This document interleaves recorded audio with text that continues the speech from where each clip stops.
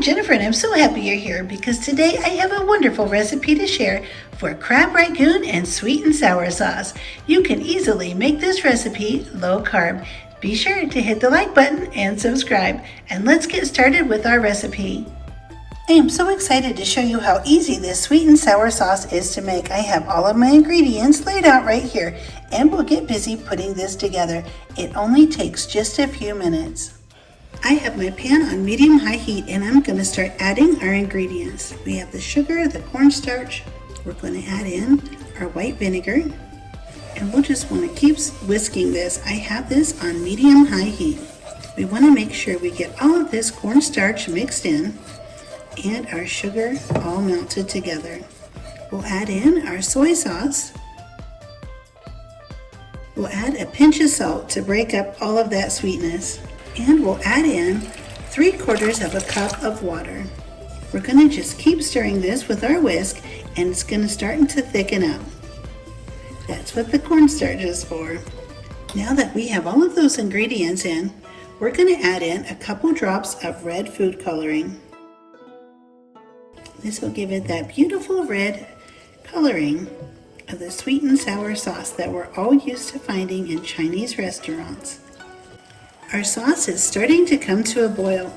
Once it comes to a boil, we're going to turn off the heat. The heat is off, and I'm going to keep stirring this. It's nice and smooth, there aren't any lumps, and that's all there is to our sweet and sour sauce. This is really great to use on chicken or vegetables or any type of rice. It's absolutely delicious for shrimp as well.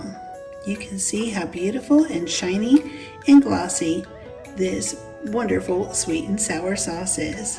I am going to be making some wonderful crab rangoons using Cut Da Carb Flatbread. You can either use imitation crab meat or the real thing. To the crab meat, we're going to add an 8-ounce block of softened cream cheese. We're going to add in our sugar, our garlic powder, and our green onions. These are fresh from our garden.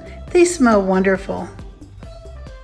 Now we're just going to take the back of a metal spoon and just start mixing this together. This is the best thing to use when making cheese balls or anything using a block of cream cheese. I'm going to take the flatbread and a big pair of kitchen shears, and I'm just going to cut right down the middle. I'll take a great big dollop of my wonderful crab filling with the cream cheese, and now I'm just going to fold it over just like you would fold a flag. Once you fold it over the first time, it's a great idea just to flatten it a little bit and spread out that cream cheese. That way you don't have a bunch of dough that doesn't have any filling. Back and forth into wonderful triangles. And then this edge will come right up. I'm going to put a little bit of water on here. Fold this edge over the little water, and then I'll just fold it over into a triangle. Now they're ready to fry or bake or to place in the air fryer.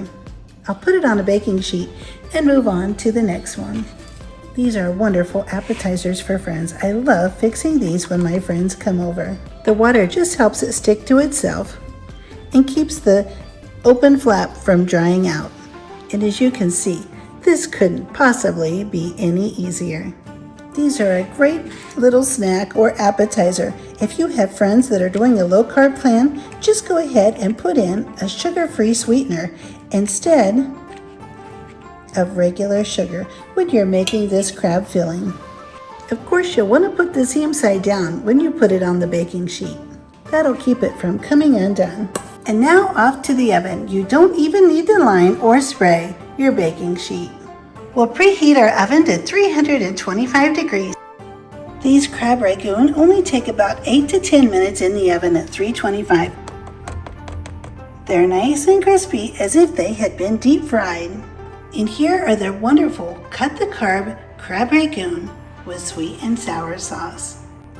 This looks absolutely delicious.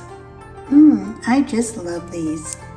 I am so happy you are here for this wonderful recipe of crab rangoon and sweet and sour sauce. I really enjoy making these when I have friends over or just on the weekends when I make appetizers for my husband and I to take out to the patio. They're absolutely delicious and I enjoy these Cut Da Carb Flatbreads so much. They're so versatile and I really enjoy finding more and more creative ways to use these all the time. I would be so happy if you click the like button and subscribe, and I'll see you next time.